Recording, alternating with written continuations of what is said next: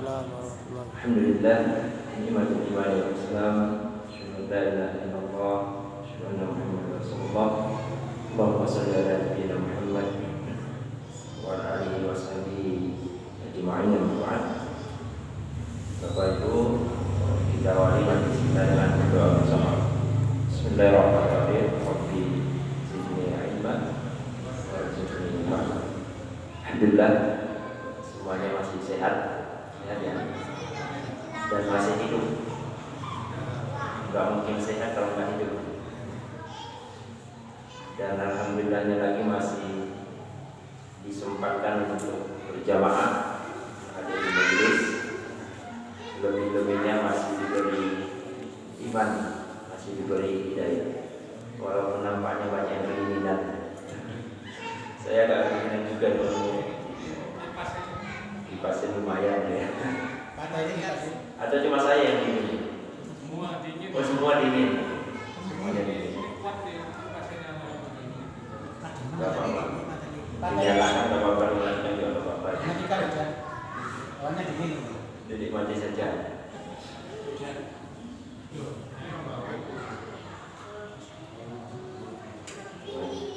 Gak semuanya penting. Baik, alhamdulillah, mudah-mudahan di kondisi cuaca yang banyak menyebabkan saudara kita terpapar sakit karena sedang latihan musim pancaroba. Mudah-mudahan semuanya sehat. Yang sakit ya kita doakan semoga segera diangkat penyakitnya. Kalaupun tidak, semoga sakit itu jadi apa? Jadi sarana untuk menghapus dosa-dosa kita, insyaallah ya. Jadi sakit itu nikmat atau bukan? Nikmat seharusnya ya. Tapi kita kalau sakit lebih banyak mengeluh kayaknya. Lebih banyak mengeluh. Ya, mudah-mudahan kita yang sakit bisa menikmati. Kita ini banyak nikmat sebenarnya yang kita gak paham kalau itu nikmat. Contoh ya. Lupa. Nikmat atau bukan lupa? Nikmat luar biasa lupa ya. Nah, kalau lupa terus itu penyakit banyak. Coba bayangkan kalau nggak ada nikmat lupa ya, bayangkan. Lagi makan pecel. Hari ini suhunya apa malam ini? Lagi makan, muncul semua pikiran apa? Hari ini yang kita lakukan yang jorok-jorok muncul semua di pikiran. Ke kamar mandi yang muncul, lagi buang air yang muncul. Kira-kira enak makannya? Gak enak lah. Tapi nikmatnya Allah itu lupakan semua itu. Kita lagi makan, buang air yang dilupakan, utang yang dilupakan. Utang ingatnya itu kalau ada yang nagih, kalau dari tagih yang lupa gitu. Jadi nikmat itu lupa itu termasuk nikmat. Apalagi sakit itu nikmat yang luar biasa. Saya insya pernah rekomendasikan film, mudah-mudahan ada yang pernah nonton. Judulnya Kentut. Sudah ya? Dari Miswar sama siapa? Isdahlia kalau nggak salah ya. Itu lumayan, itu mengajari kita betapa kentut itu luar biasa ya. Nikmat yang sangat luar biasa. Baik, kita lanjutkan. Harusnya jadwalnya malam ini kajian apa? Dari Solihin ya. Beliau ada Zul Surabaya, mudah-mudahan melancarkan aktivitas beliau, dimudahkan urusannya dan akhirnya diisi dengan kajian yang harusnya salah satu 3. Nah, kita bahas kitab Al-Mufrad. Pada pertemuan sebelumnya kita masuk di bab pertama, hadis pertama tentang amal yang dicintai Allah Subhanahu wa taala. Amal yang yuhibbu Allah azza wa jalla. Jika salah satu sahabat bertanya amal apa yang paling dicintai Allah, yang pertama adalah as-salatu ala waqtiha. Sudah kita bahas ya. Tadi sholat maghrib jamaah semua ya. Ada yang tidak jamaah maghrib dari sini. Sholat jamaah maghrib. Dia sholat ala, ya sholat tepat waktu. Jamaah kita yang rutin ke masjid jadi saja. Kalau bisa ya, punya cucu ya diajak. Tapi ada tapinya. Sebelum diajak ke masjid, di rumah sudah diajari bahwa masjid itu tempat ibadah, sehingga anak tidak ramai. Kebanyakan masjid nolak anak-anak itu kan karena ramai. Anaknya disuruh ke masjid, orang tuanya tidak ke masjid. Ya. Untung-untung kalau sholat di rumah, masalahnya anaknya disuruh ke masjid, orang tuanya nggak sholat, kan repot. Jadi ajaklah anak-anak kita ke masjid, tapi tetap diberi pelajaran dari rumah. Jangan dibiarkan diajak ke masjid lalu dibiarkan terus main dan terserah. Ini kan masalah. Biar masjid kita penghuninya bertambah terus. Kalau penghuninya ini terus ini kan generasi pensiun ini ya. Ke masjid karena sudah pensiun gitu. Terus generasi mudanya kemana? Khawatirnya kita meninggal, masjid ini tiba-tiba suatu saat jadi sporting. Nggak ada yang tahu. Ada yang tahu nggak masjid ini tiba-tiba 30 atau 50 tahun yang akan datang jadi sporting? Karena nggak ada lagi pembina. Karena nggak pernah ngajak generasi mudanya masjid. Dan jangan lupakan bahwa masjid ini juga banyak orang yang harus kita doakan. Ya, saya pernah harus saya sampaikan. Kita ini masjidnya rata-rata melupakan para generasi awal. Ini kalau ditanya sama takmir, kedua takmirnya sama? Ada kedua takmirnya? Gak hadir. Kedua takmirnya ikut merintis di masjid ini. Ikut. Nah, berarti kan masih punya catatan sejarah.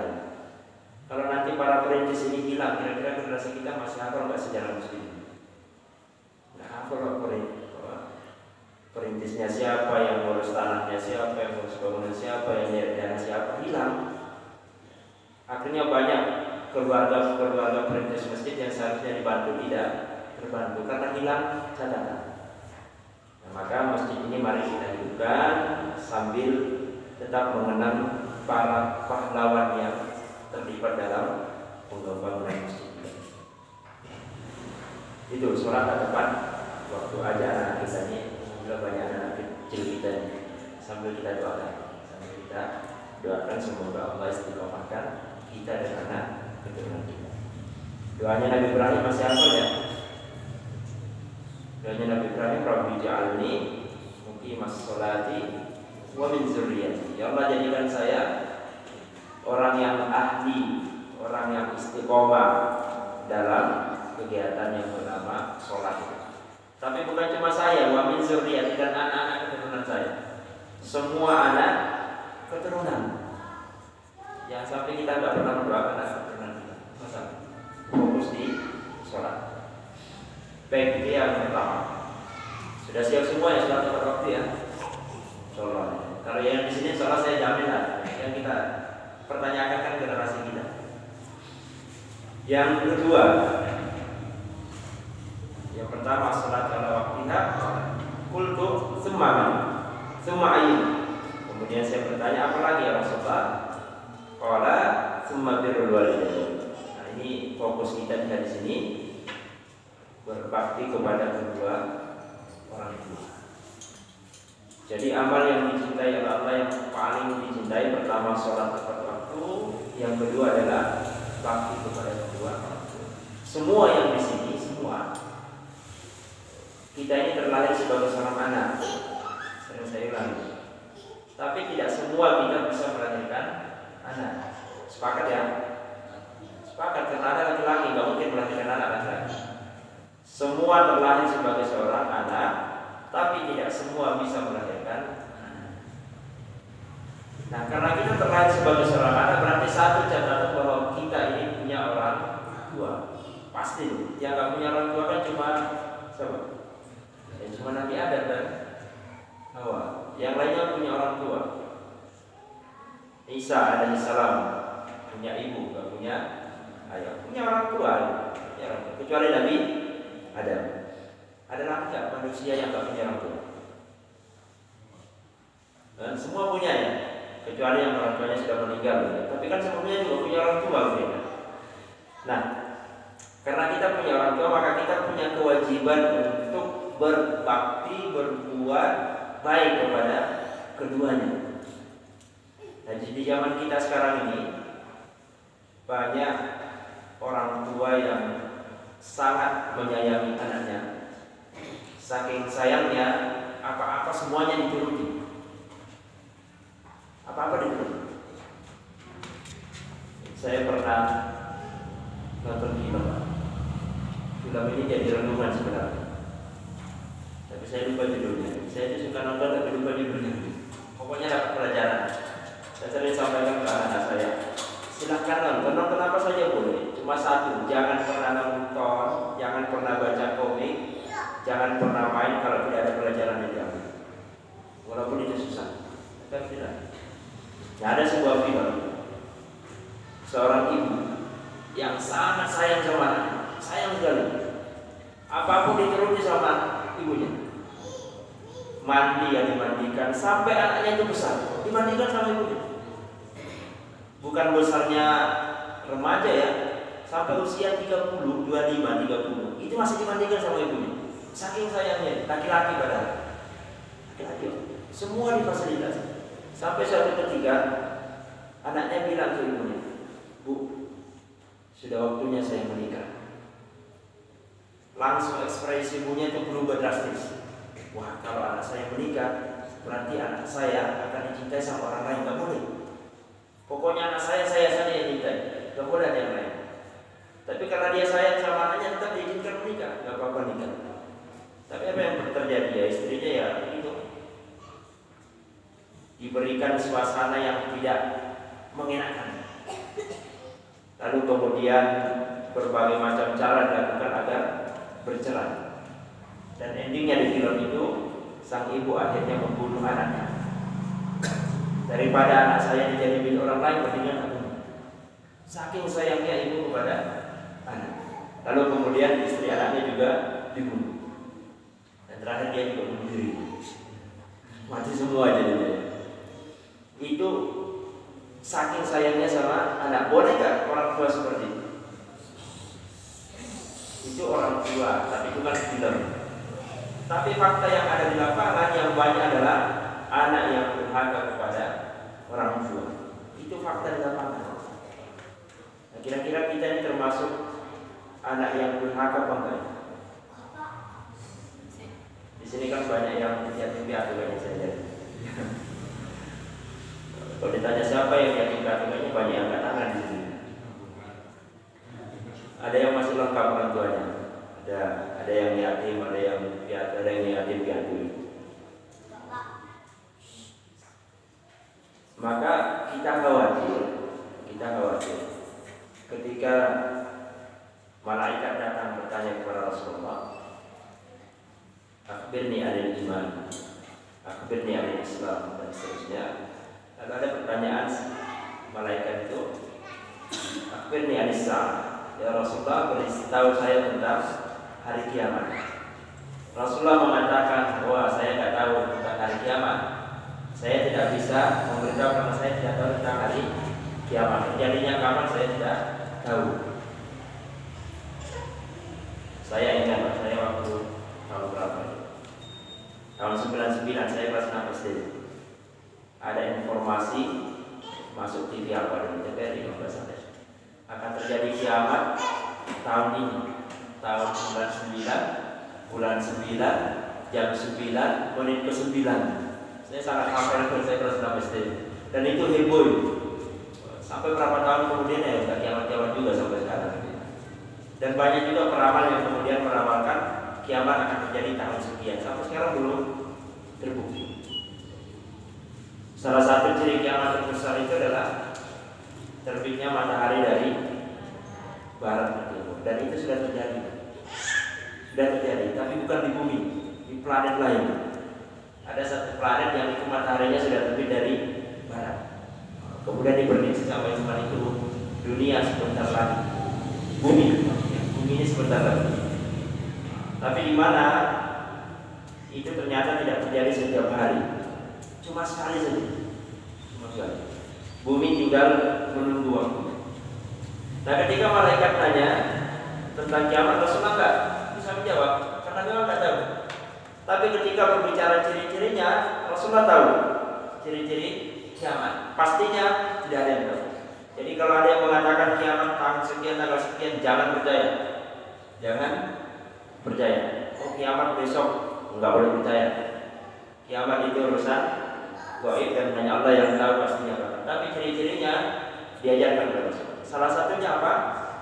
Banyak anak yang kemudian menjadikan orang tuanya pembantu. Banyak anak yang menjadikan orang tuanya pembantu. Salah satu. Dan itu terjadi kan? Terjadi kan? Orang tua benar-benar dijadikan pembantu sama anaknya. Bahkan kalau anaknya cantik, nggak mau jalan sama ibunya. Generasi kita sekarang seperti itu. Anaknya cantik, belakang yuk, nggak boleh dekat-dekat. Malu jalan sama orang tuanya. Banyak apa sekarang? Ini artinya bahwa kiamat sudah sangat dekat. Ini kisah orang-orang yang tidak menghargai seorang orang tua. Nah, maka kita punya dua cara menghargai orang tua. Satu tentu orang tua yang masih hidup, dan yang kedua orang tua yang sudah meninggal. Orang tua yang masih hidup itu adalah salah satu tempat mustajabnya doa. Berapa banyak orang yang punya masalah, itu selesai masalahnya karena doa orang tuanya. Maka kita yang masih punya orang tua yang hidup, rajin-rajin minta didoakan sama orang tua. Rajin datang ke orang tuanya minta didoakan. Jangan nunggu masalah baru minta. Rajin minta didoakan. Sahabat itu, bukan sahabat, ada beberapa ulama kita yang ini kayaknya nggak ada yang hidup. Saya yakin nggak ada yang hidup. Saya lupa nama beliau. Jadi beliau itu pantang makan satu meja sama orang tuanya.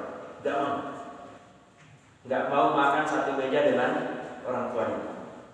Terus ditanya, kenapa Anda nggak mau makan sama orang tua? Jadi seumur hidup, sejak dia paham agama, dia nggak mau makan sama orang tua. Ditanya alasannya kemudian begini, saya khawatir kalau saya makan sama orang tua, saya ngambil makanan kesukaan orang tua saya, dan itu membuat hatinya kecewa. Maka saya nggak mau mengecewakan orang tua saya. Hanya gara-gara makanan. Ada nggak di kita ini? Oh enggak, mas kamu mau kamu suka tak ambil, nggak peduli. Beliau saking hormatnya sama orang tua, sampai segitunya saya pantang mengambil makanan yang disukai oleh orang tua saya. Dan saya nggak tahu di meja itu yang paling disukai orang tua saya mana. Mungkin hari ini pengen ayam goreng, pengen ikan bakar, saya nggak tahu. Pas ibu saya suka, ternyata saya ambil, kan sakit hatinya. Ada pak seperti itu lama? Nah di kita ada nggak? Nggak ada ya. Terus, jangankan satu meja harus makan sendiri-sendiri, ngambil lauk kalau situ mencar. Ya. Mencar. Sampai segitunya para ulama menghargai itu. Belum lagi yang disampaikan oleh Rasulullah. Orang yang tidak terkenal di bumi terkenal di langit. Siapa namanya? Uwais al-Qarni. Gara-gara apa? Gara-gara cintanya kepada ibunya. Dia tidak terkenal di bumi, tapi dikenal di dunia malaikat. Disebutkan oleh Allah, disebutkan oleh para malaikat. Jadi apa namanya? Gosip sehari-harinya malaikat yang disebutkan Uwais. Tapi tidak terkenal di bumi. Beliau orang miskin, bahkan punya penyakit di beberapa riwayat, tapi nggak terkenal. Terkenalnya di dunia malaikat. Suatu ketika ibunya sakit dan lama sakitnya, yang merawat adalah Uwais. Tapi Uwais punya satu mimpi, bertemu dengan Rasulullah. Itu mimpi. Izin ke ibunya, Bu, saya mau ke Madinah, pengen ketemu dengan Rasulullah. Diizinkan sama ibunya, diizinkan. Silakan, tapi jangan lama-lama. Nanti kalau sudah ketemu Rasulullah, balik lagi ya, jaga ibu. Datang ke Madinah, nyampe di Madinah, datang ke rumah Rasulullah. Ternyata Rasulullah tidak ada karena sedang berperang. Ditunggu, belum datang-datang. Sambil nunggu sambil mikir, ibu di rumah ya, untuk makan apa? dia lepaskan kerinduan dengan Rasulullah, ditinggal ke rumah Rasulullah, balik ke ibunya, untuk merawat ibu. Akhirnya nggak ketemu sama Rasulullah. Tapi malaikat sudah datang ke Rasulullah menyampaikan peristiwanya. Sampai kata Rasulullah, nanti kalau suatu saat ada yang bertemu sama beliau, diminta doa sama beliau. Termasuk Abu Bakar, Umar itu minta doa sama beliau. Sekelas itu, hanya gara-gara memuliakan ibu. Nah, ini satu poin. Yang kedua, yang orang tuanya sudah meninggal, didoakan ya. Jangan berhenti doakan orang tua, karena jasa orang tua lah kemudian kita bisa hadir di dunia perantara. Jadi kalau tanpa orang tua kita nggak bisa hadir. Mana yang harus lebih kita muliakan, ibu apa ayah? Ibu ya. Ada hadisnya nanti di hadis kedua atau ketiga. Ya, itu kita sepakat bahwa yang harus dimuliakan adalah ibu. Tapi dalam hal komunikasi harusnya lebih banyak bapak apa ibu? Ibu ya. Dalam Al-Quran itu anak bicara sama ibu itu cuma 2 kali Rasulullah. Ada 9 ayat kurang lebih yang berbicara dialog antara anak dengan orang tua. Satu ayat itu berbicara anak kepada kedua orang tuanya.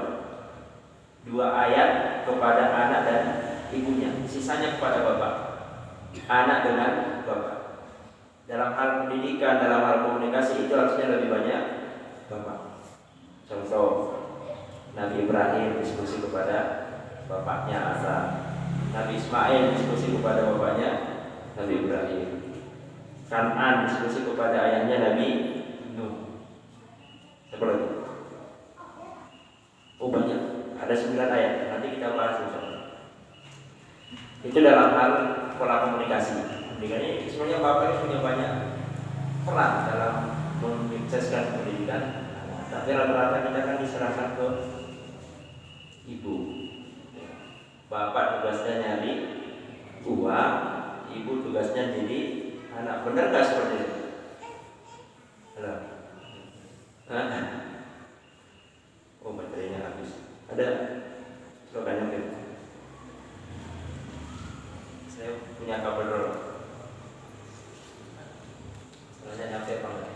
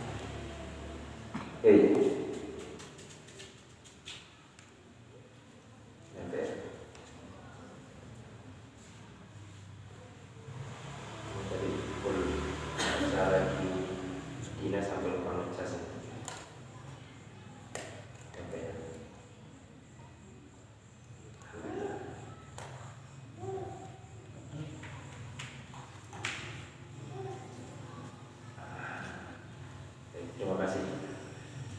Jadi kalau berbicara pola pendidikan, orang tua ini adalah orang yang berperan sangat penting dalam kehidupan kita. Sangat penting. Maka tidak ada alasan apapun untuk tidak hormat sama orang. Tidak. Dan pola pendidikan zaman dulu sama zaman sekarang itu beda. Beda. Kalau dulu orang tua mukul kita biasa, tapi sekarang kalau mukul anak, polisi, ya insya Allah nggak ditembak, ditembakkan sama polisi harusnya. Polisi pas sekarang, jangankan orang tua, guru saja kalau nyubit dipanggilkan polisi. Kalau pendidikan dulu enggak. Dipukul guru di sekolah, lapor orang tua ditambahin. Saya masih ngalamin lapor ibu. Saya tadi dihukum, ditambahin di rumah, cuma dicambuk gitu. Dan itu membuat kita sangat hormat sama orang tua, bukan karena takut ya, bukan takut, beda. Kalau anak sekarang masih ada nggak rasa hormat sama orang tua? Enggak, kurang, terlalu dimanjakan, terlalu dimanjakan. Dan ini masalah buat generasi kita. Kenapa? Karena orang tuanya dua-duanya kerja, akhirnya harus selalu sibuk dengan dunia HP. Saya kalau masuk kelas itu, karena saya ngajar SD, siswa itu mesti saya tanya, siapa yang punya HP pribadi? Banyak Pak ternyata. HP pribadi. Siapa yang memakai HP orang tuanya? Ada juga. Siapa yang nggak mau diizinkan orang tuanya main HP? Ada juga. Tapi lebih banyak sudah megang HP sendiri. SD kan? Karena orang tuanya sibuk daripada ganggu main HP. Itu masalah. Karena kalau sudah main HP apalagi main YouTube, wah bahaya. Tidak bisa difilter informasi. Susah, tidak bisa disaring. Apa yang terjadi di dunia lain sekarang yang bisa kita saksikan. Bahkan ada penelitian yang agak nyeleneh sebenarnya. Kalau saya antara percaya dan tidak. Kata beliau, tapi beliau sangat yakin dan keyakinan. HP ini sebenarnya temuan jadul. Temuan jadul. HP itu sebenarnya sudah digunakan di zamannya Nabi Nuh. Ada yang pernah baca penelitian? HP itu sudah ditemukan di zamannya Nabi Nuh. Loh kok bisa itu digunakan oleh Nuh berkomunikasi dengan anaknya ketika naik perahu? Karena hujannya deras, badai, lautan, gak mungkin dia berbicara di atas perahu, anaknya jauh kedengaran, gak mungkin. Maka dia menggunakan HP kata beliau. Saya lupa penelitian siapa penelitiannya. Di HP itu barang jadul. Nah itu kan penelitian. Walau a'lam benar apa? Tidak. Ada juga yang mengatakan zamannya Nabi Nuh semua binatang naik berpasang-pasangan itu sudah disuntikan bahan kimia untuk mengecilkan badan. Jadi semua hewan disuntik jadi kecil terus dimasukin di botol, dijejer botol di atasnya. Ada kan penelitian. Tapi ada kok penelitian seperti itu. Karena nggak bisa bayangkan binatang sebanyak itu naik berpasang-pasangan berapa banyak. Lalu muncul belasan ya. Itu kan disuntik, dikecilkan, dimasukkan di botol, kemudian ditata di atas kerang. Aneh penelitian. Tapi namanya penelitian bisa benar bisa tidak. Tinggal bagaimana dia membuktikan fakta yang dokumen-dokumen yang mendukung penelitian. Nah kita kembali. Jadi berbicara dengan orang tua tidak ada satu alasan untuk tidak menghargai orang tua. Hatta orang tua kita pun non muslim. Hatta orang tua kita non muslim. Semua punya kewajiban. Kita boleh menolak orang tua, menolak ajakan orang tua hanya dalam satu hal, apa? Syirik kepada Allah. Jangan sampai. Yang lain itu semua sabida atau sama orang tua. Walaupun sering kena marah. Yang generasi lama ini saya yakin sering kena marah begitu. Ya, tapi generasi sekarang ya sudah. Pola mendidik anak itu kan ada berapa pola mendidik? Ada 3 minimal. Satu, pola tradisional, mengikuti pola orang tua kita. Orang tua kita dulu mendidik bagaimana ya, itu yang kita gunakan didik anak-anak. Dulu orang tua sering mukul kita, ya kita juga didik anak kita dengan cara mukul. Dulu kita sering dibentak orang tua, kita didik anak dengan bentakkan. Itu pola tradisional, mengikuti orang tua. Ada juga orang tua yang mendidik anaknya pola coba-coba. Wes tak coba cara ini cocok apa enggak, tak coba cara ini dengan tetangga, nyoba dengan media, nyoba, pokoknya dicoba. Akhirnya anak yang dihasilkan adalah anak hasil coba-coba ya. Ada juga orang tua yang benar-benar belajar tentang perkembangan anak, belajar tentang karakter anaknya, kemudian dia mendidik dengan karakter anak, dia mendidik dengan pola yang sesuai dengan anak. Ada. Dan itu rata-rata ibu-ibu muda. Ibu-ibu muda itu rata-rata ya coba-coba atau dia serius belajar.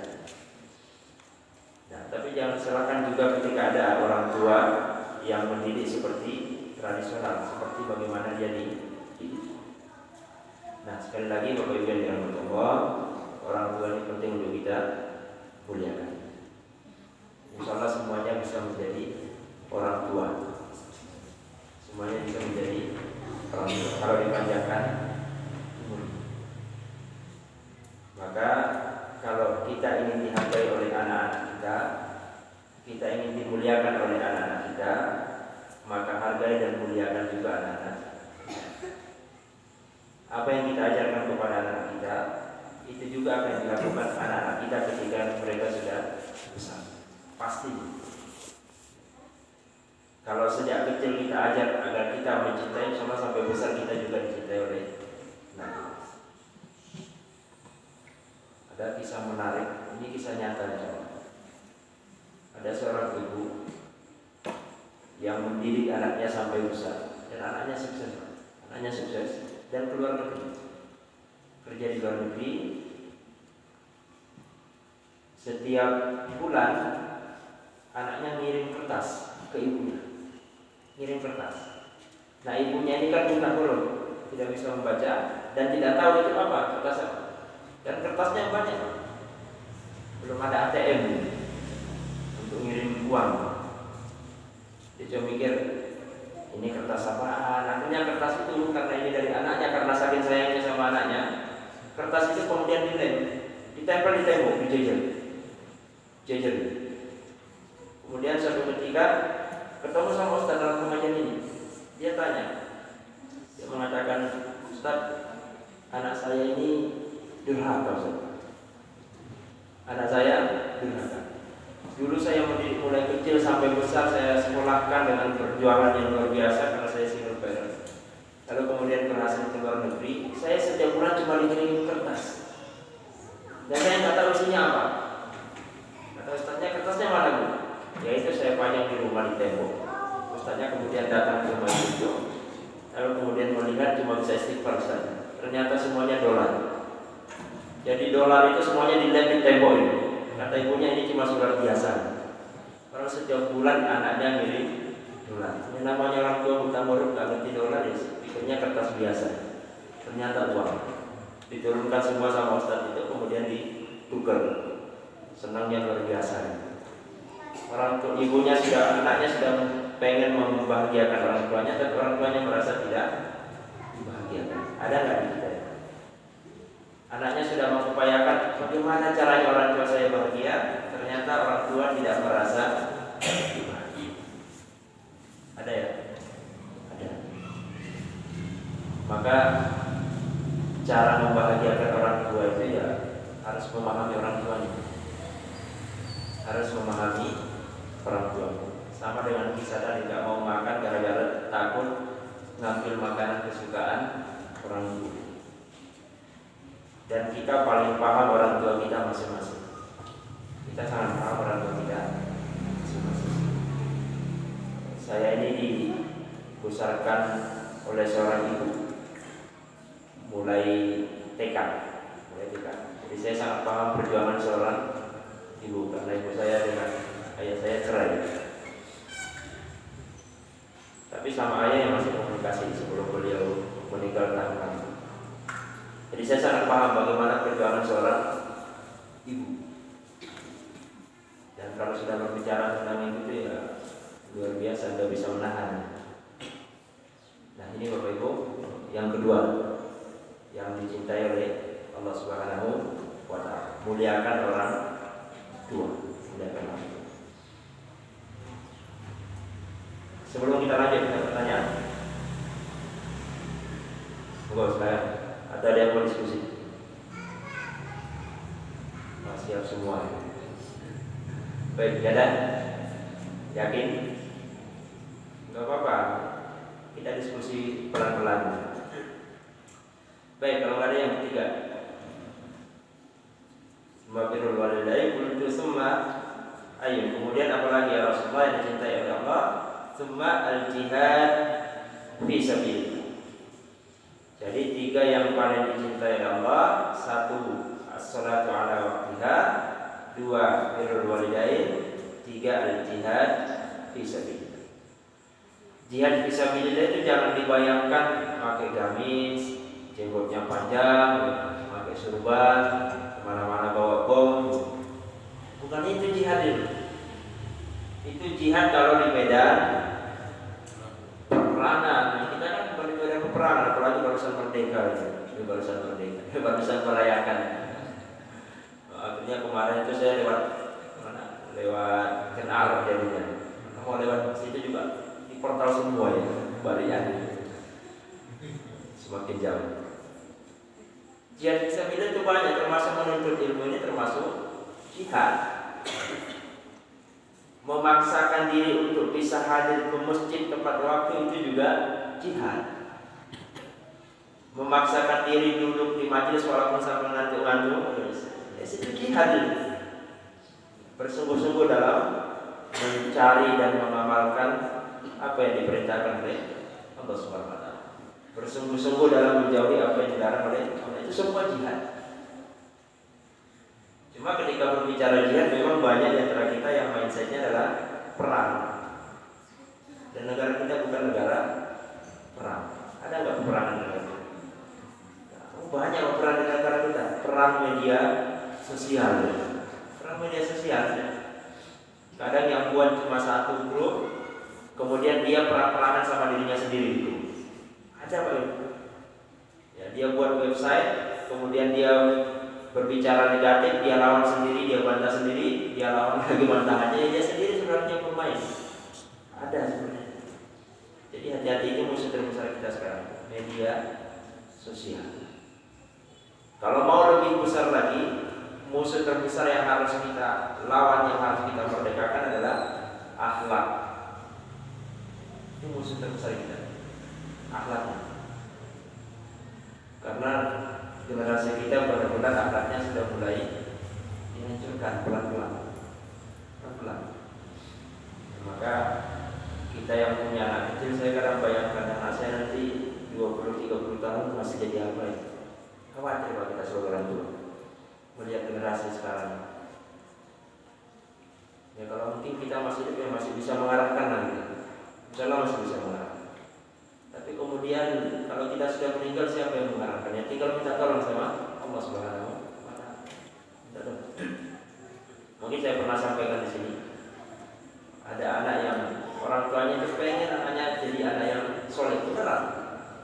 Dimasukkan di min SD-nya, kemudian sampai ke Man, lalu kemudian masuk ke pesantren. Satu bulan di pesantren lari, nggak kuat. Akhirnya orang tuanya masukkan lagi ke pesantren yang lain, pindah pesantren lagi. Cuma bertahan berapa minggu, lari. Lalu terakhir dipindahkan ke Gontor, masuk Gontor. Tidak sampai 2 bulan, lari. Terakhir kemudian anaknya jadi apa? Ikut komunitas PAM. Ikut komunitas PAM, orang Dinoyo. Orang tuanya punya cita-cita anaknya jadi baik, ternyata jadi ikut komunitas PAM. Padahal bolak-balik pindah-pindah pesantren. Itu berapa tahun yang lalu. Lalu bagaimana dengan berapa tahun yang akan datang generasi kita? Masihkah anak kita mengikuti nasihat orang tuanya, mengikuti perintah orang tuanya? Kalau Nabi Yakub keren, Nabi Yakub itu lebih keren, Pak. Ketika beliau sudah feeling akan meninggal, dikumpulkan anak-anaknya. Kemudian beliau berpesan sampai pesannya, "Mata muluna mimba." Nanti kalau saya meninggal, wahai anak-anakku, kamu kira-kira masih nyembah Allah enggak? Nanti kalau saya meninggal, kira-kira kamu masih sholat enggak? Nanti kalau saya meninggal, kira-kira kamu masih sedekah enggak? Nanti kalau saya sholat, kira-kira kamu masih semangat enggak belajar ini? Siapa yang kamu sembah kalau saya nanti meninggal? Itu pertanyaan orang tua. Kita khawatir enggak? Pernah enggak kita kumpulkan anak kita, cucu kita, terus berpesan seperti itu? Nanti kalau saya meninggal, kamu masih nyembah Allah apa enggak? Sekali-kali dikumpulkan. Sekali-kali dikumpulkan, anak, istri, kumpul semua. Nanti kalau saya meninggal, kira-kira kamu nyari suami baru apa enggak? Beda pertanyaannya gitu. Saya meninggal, kamu nyari suami baru. Ya, tapi pertanyaannya, kira-kira saya meninggal masih nyembah Allah apa? Tidak, itu penting. Anak istri saya kalau ngumpul kadang gitu, harus siap ya deh. Siapa yang meninggal duluan? Apakah ayah, apakah bunda, apa adik, atau Istri saya nangis, anak saya yang kakak pertama juga nangis, yang kecil ya senyum-senyum saja kan belum paham. Ya jangan meninggal dulu, kalian tahu. Tapi itu sering saya berikan, semuanya harus siap satu rumah itu. Jangan sampai kemudian tidak pernah berpesan. Yang selama ini belum berpesan ke keluarganya, ya mulai sekarang setelah sholat isya nanti makan dulu ya. Makan terus pulang sama istri sama anak, kalau ada cucu pesan. Mungkin malam ini tidur saya yang terakhir di dunia. Tidur saya yang terakhir. Kalau besok saya sudah tidak di dunia lagi, sudah di makam, yang kira-kira saya meninggal nanti masih sholat nggak kalian? Jangan-jangan sibuk warisan. Saya nggak menunjukkan warisan. Warisan saya cuma taatlah sama Allah Subhanahu wa Ta'ala. Berani kan di sini mengumpulkan orang keluarga? Berani ya? Berani kalau di sini, entar di rumah nggak berani. Jadi berpesanlah sama anak keturunan kita ya. Itu termasuk jihad, itu termasuk jihad. Kan kalian tahu bahwa habis ini ternyata meninggal. Tapi insya Allah kalau meninggal serentak semua, insya Allah enggak. Santai aja kok. Tinggal siapa yang pertama. Tahu Ustaz yang pertama kan Allah Ta'ala. Tapi saya sudah siap. Istri saya juga sedang harus siap-siap. Anak saya juga siap meninggal, ya harus siap.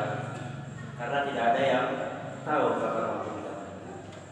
Yang kita khawatirkan kalau kita meninggal, anak-anak tidak mendoakan kita, kemudian anak-anak kemudian jauh dari Allah Subhanahu wa Ta'ala. Itu yang kita khawatirkan. Ya itu semua bagian dari. Nah itu Bapak Ibu hadis yang pertama di kitab ini tentang amal yang paling dicintai oleh Allah SWT. Yang pertama apa tadi? Sholat tepat waktu. Yang kedua birrul walidain. Yang ketiga jihad, bersungguh-sungguh dalam ketaatan kepada Allah SWT. Ini ikut pengajian semangat apa enggak? Jangan-jangan semangat karena ada makanannya. Kalau ada makanan tidak datang saja misalnya. Jadi kalau mau makan gratis ya datang saat pengajian. Di rumah nggak ada stok makanan. Nah ini penting. Nah sampai sini ada pertanyaan? Tidak ada. Di sini cerdas-cerdas jamaahnya. Jamaahnya pintar-pintar semua wajahnya. Jadi kalau nggak ada pertanyaan kan kita lanjut. Baik, hadis yang kedua.